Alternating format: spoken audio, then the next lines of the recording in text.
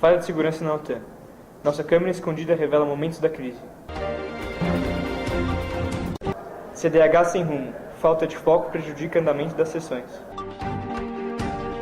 Estados Unidos como alvo de crítica no Banco Mundial. Gaza. Essas e outras notícias no Sinu em Pauta.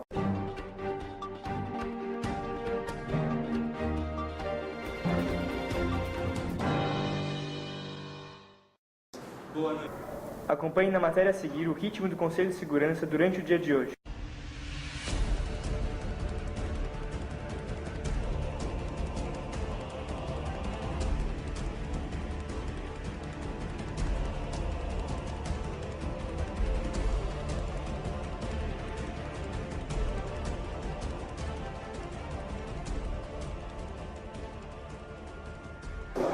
A situação não está nada boa para a Coreia do Sul.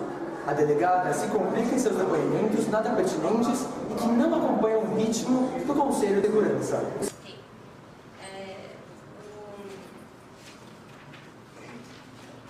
A própria declaração conjunta Norte e Sul de 15 de junho visa a futura reunificação. Então, caso a Coreia do Sul não achasse isso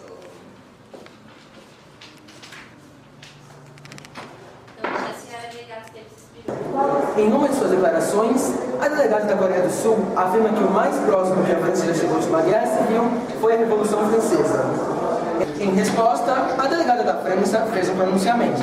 Senhora delegada, a senhora delegada da Coreia do Sul afirma que o mais próximo que a França já chegou de uma revolução, uma guerra civil, foi a Revolução Francesa. O que a senhora tem a dizer sobre isso? Eu acho que isso é uma falácia sem tamanho. A França é o país mais revolucionário desse mundo. Revolução Francesa, as revoluções sociais que levaram à Terceira República, Revolução Liberal de 1848. E não vamos esquecer que a França ficou sitiada pela Alemanha nazista. O povo francês luta. O povo francês não desiste. Passou por guerra mundial e guerra civil.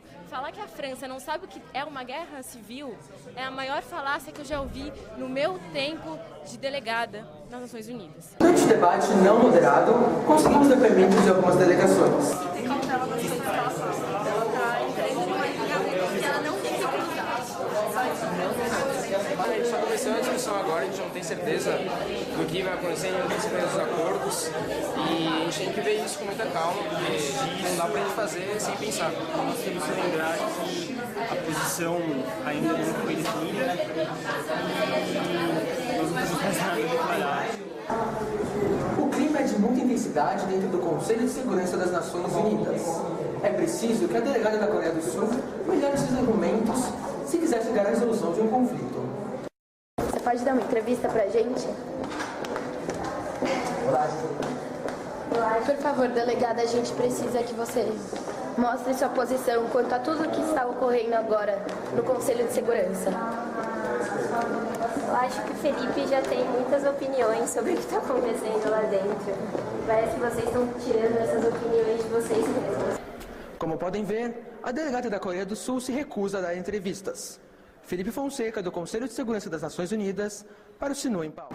Jornalista francesa sequestrada pelo Talibã, dando início à primeira crise da OTAN na Síria. A OTAN acaba de entrar em crise. Estamos aguardando novas informações. Julia Lute, da OTAN, para Sinu em Pauta.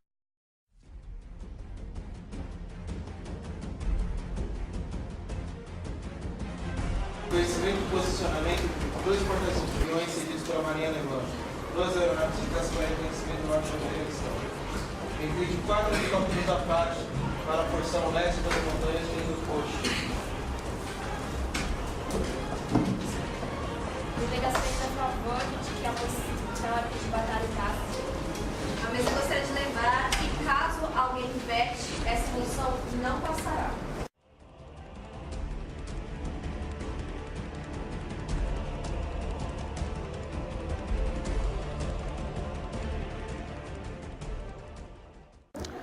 Nossa equipe tentou de diversas formas saber o que está acontecendo aqui, na crise da OTAN.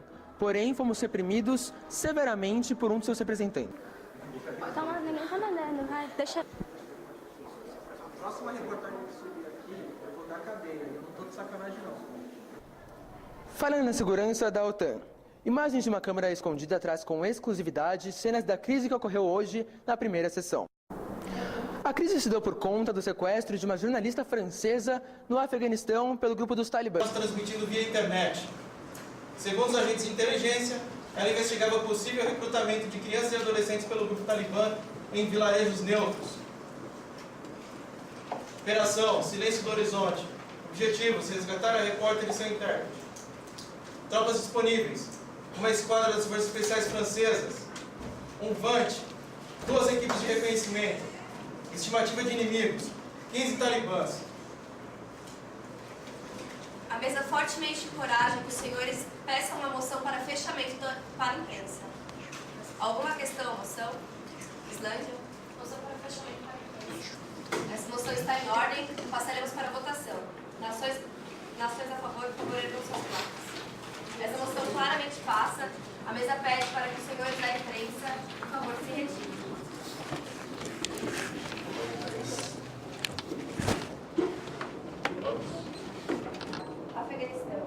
O governo do Afeganistão está disponibilizando um pelotão da segurança de Cabul para cerco da região e para a rápida movimentação da tropa para qualquer conflito e presta solidariedade também à França pela repórter sequestrada. Mesa gostaria de lembrar que essa repórter ela será executada, senhores, portanto o foco deve ser no resgate dessa repórter para os Estados Unidos. Eu gostaria de pedir apoio às organizações não governamentais aqui presentes, tendo em vista que vidas estão em jogo. Nós gostaríamos também de dizer a todos aqui que é necessária ação imediata. Eu proponho o envio do VANT para reconhecimento do território imediato para que possamos agilizar a movimentação de nossas tropas. Isso é um discurso.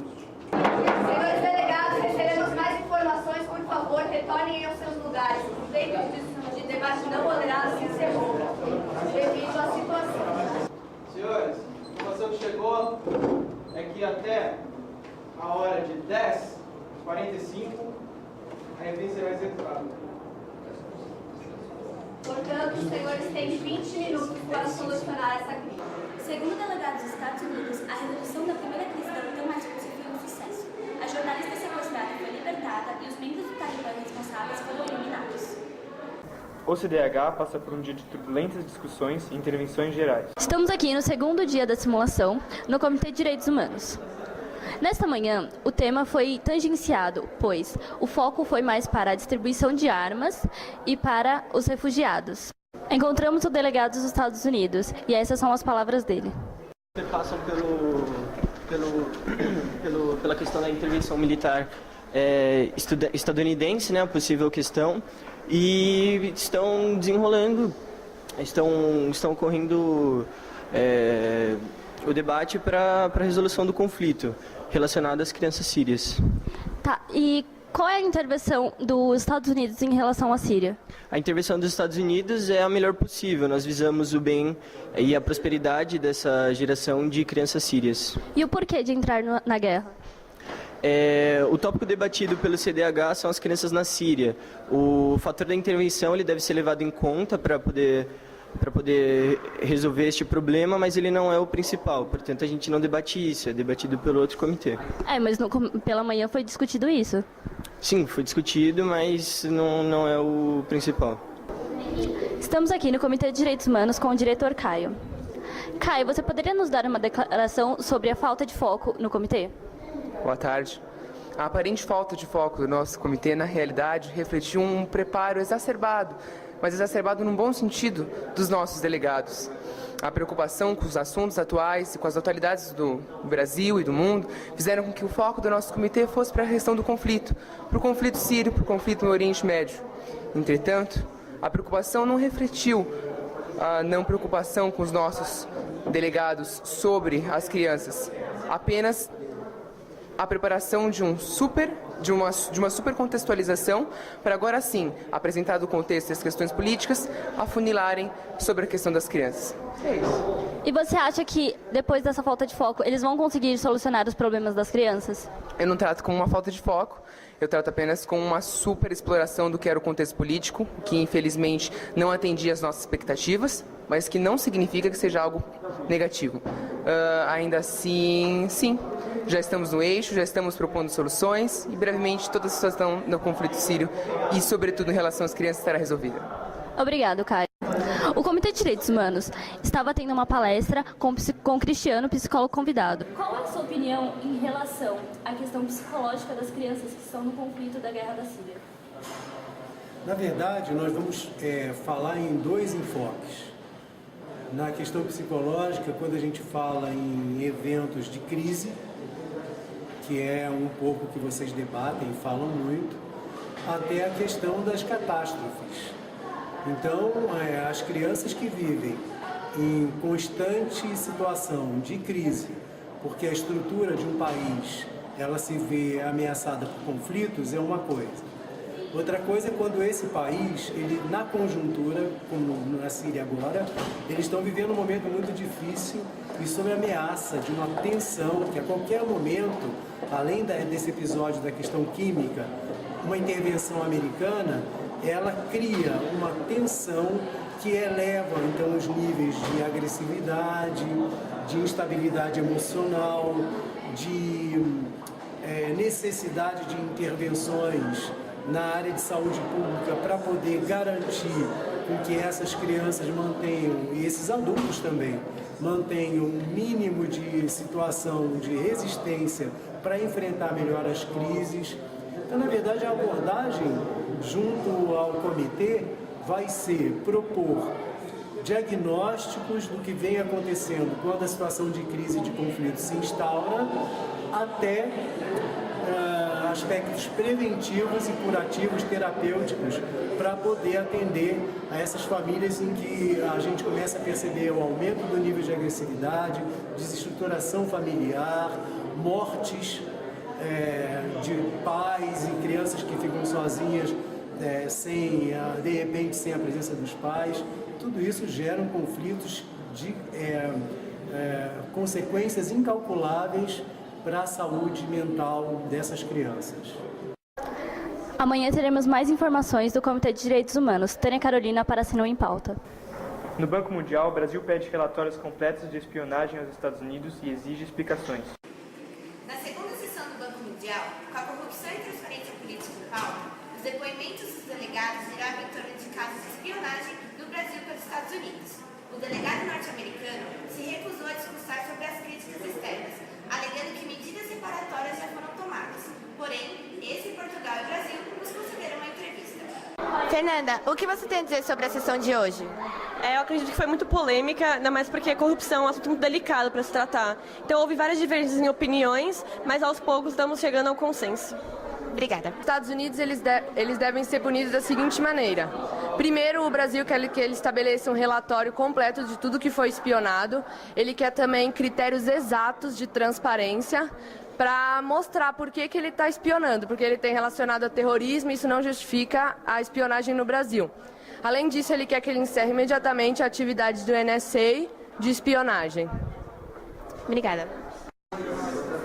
Meu nome é Gustavo, eu represento os Estados Unidos da América no Banco Mundial e durante o comitê teve um grande questionamento sobre a espionagem norte-americana em diversos países do mundo, incluindo o Brasil e o México, que são parceiros econômicos dos Estados Unidos.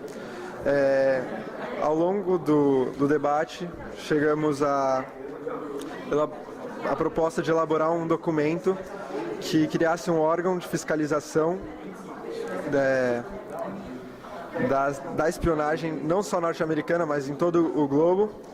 E chegamos à proposta também que os Estados Unidos estudasse a extinção da NSA ou a unificação das agências de inteligência para que não houvesse mais escândalos como esse, que tiveram um cunho político partidário. Obrigada. Conseguimos também uma entrevista com o sociólogo Edson Silvestre, que fez uma intervenção sobre o preço da corrupção. Professor Edson, o senhor poderia dar uma declaração sobre a corrupção no Banco Mundial? É complicado falar sobre processo de corrupção dentro do Banco Mundial. O que a gente pode dizer, até porque esses processos de corrupção são processos extremamente amplos, complexos e profundamente difíceis de serem acompanhados, né? O que eu posso dizer é ecoar um pouco a minha fala dentro do Banco Mundial, que foi no sentido de dizer que talvez a corrupção não seja cultural, talvez a corrupção não seja um processo endêmico, talvez a corrupção seja um processo de gestão. Eu acho que esse é o lado mais importante, eu acho que é o aspecto mais importante que a gente tem que ressaltar. Porque quando nós repousamos toda a nossa ideia no processo cultural, a gente assume, por exemplo, que talvez o problema não seja solúvel, né? Porque o problema não tem a solução. É cultura. Aqui é assim. A ideia de falar, não, aqui é assim. A África é assim, Brasil é assim, América Central é assim. Então eu acho que a gente tem que pensar num processo que avalie a questão da corrupção como um aspecto de gestão. Como é que nós estamos fazendo a gestão do dinheiro? Porque enquanto nós não assumirmos realmente que é um problema de gestão, evidentemente um problema de gestão, a gente vai continuar sentando em cima dos problemas, né? Então eu acho que a possibilidade da gente reverter o processo de corrupção, que é dificílimo, que é uma coisa realmente homérica, mas eu entendo também que quando nós assumimos que o processo é um processo gestacional, é um processo de gestão, eu acho que a gente pode visualizar talvez uma melhora, ou até mesmo equacionar o problema. Vai muito da vontade política, vai muito das questões que estão envolvidas nesse processo. Obrigada, professor. Encerramos por hoje a reportagem. Beatriz Varize, do BM para Sinu em Pauta. Interrompemos a programação para uma matéria exclusiva com um informante dentro do Conselho de Segurança. Eu lembro, assim, da Coreia do Norte exigia que os Estados Unidos falassem alguma coisa, pedisse desculpas, porque os Estados Unidos acidentalmente tinham acertado um navio que continha alguma coisa muito importante para a Coreia do Norte. Aí as outras nações tentaram acalmar o máximo possível e as outras nações que apoiam os Estados Unidos tentaram ressarcir a Coreia do Norte de modo que os Estados Unidos pudessem pagar o menos possível. E a Coreia do Norte falou que não ia aceitar, porque ia aceitar só os Estados Unidos e queria uma desculpa.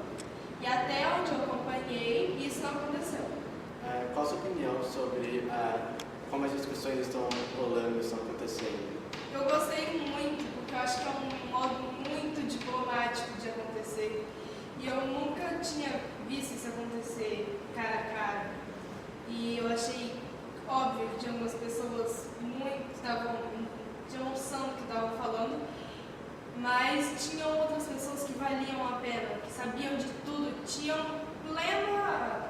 sabiam do que eu estava falando. E eu achei muito legal e o que essa experiência proporciona pra gente depois. O fato das outras nações apoiarem muito os Estados Unidos em relação à aliança, o que me chocou mais foi eles tentarem proteger os Estados Unidos, quando na verdade os Estados Unidos estão errados. Porque aí o delegado da Coreia do Norte falou, mas imagina se a gente tivesse acertado uma bomba, um míssil, sem querer, num dos navios da Marinha Americana. Isso não ia acontecer, não ia ter nem diplomacia. Os Estados Unidos iam partir para a guerra. E eu achei isso justo. E eu vi assim, que alguns países foram mais por questão de aliança. E eles não viram a vida das pessoas que estavam em jogo, sabe? O que ia acontecer com a Coreia do Norte, da população da Coreia do Norte. Não estou defendendo a Coreia do Norte, estou tentando fazer igual o pessoal da Cruz Vermelha e da Anistia. Eles estavam do lado da população da Coreia do Norte. O que era melhor para eles? Oi? Pode repetir isso da Anistia e da Cruz Vermelha? Eu apoiaria a Cruz Vermelha e a Anistia Internacional. Porque eles estavam dando o apoio para o delegado da Coreia do Norte, porque eles não estavam defendendo a Coreia do Norte. Até eu fiz uma entrevista com eles.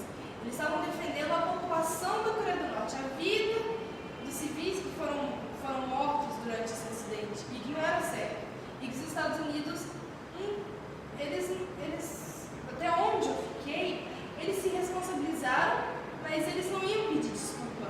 Eles não iam ressarcir inteiramente.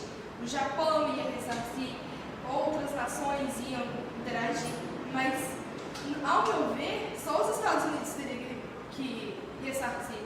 Porque Ele que soltou o míssil. Confira na íntegra nossa entrevista com o professor de literatura Maurício Soares. Maurício, eu gostaria que você comentasse sobre a sua opinião da Sinu e a questão das artes espalhadas pelo andar. Olha, eu sou um admirador da Sinu de longa data. Realmente, eu acho que esse é um projeto pedagógico de relevância absolutamente incrível, que transforma os alunos, que insere os alunos na realidade de uma forma muito intensa, colocando todo mundo para pensar, para trabalhar e para encontrar soluções para resolver os grandes problemas do mundo. Fico todas as vezes que eu vim à Sinu, e essa é a terceira da qual eu participo, eu fico impressionadíssimo ao ver aqueles alunos que eu encontro todos os dias na sala de aula tão empenhados, tão vivos, tão participantes. E eu estou percebendo que nessa Sinu, a 7ª Sinu, algumas coisas se transformaram bastante. Fiquei encantado com a sala ali preparada para os convidados, para os professores. Achei a questão do telejornal, que pelo que eu estou sabendo também acontece pela primeira vez, uma grande inovação. E a questão da arte, entendendo que a arte pode ser fundamental no discurso diplomático, como é na vida da gente. Um instrumento de diálogo, um instrumento universal de aproximação entre os povos. Realmente, a Sinu precisava de arte. O Sinu em Paulo termina aqui. Uma boa noite a todos.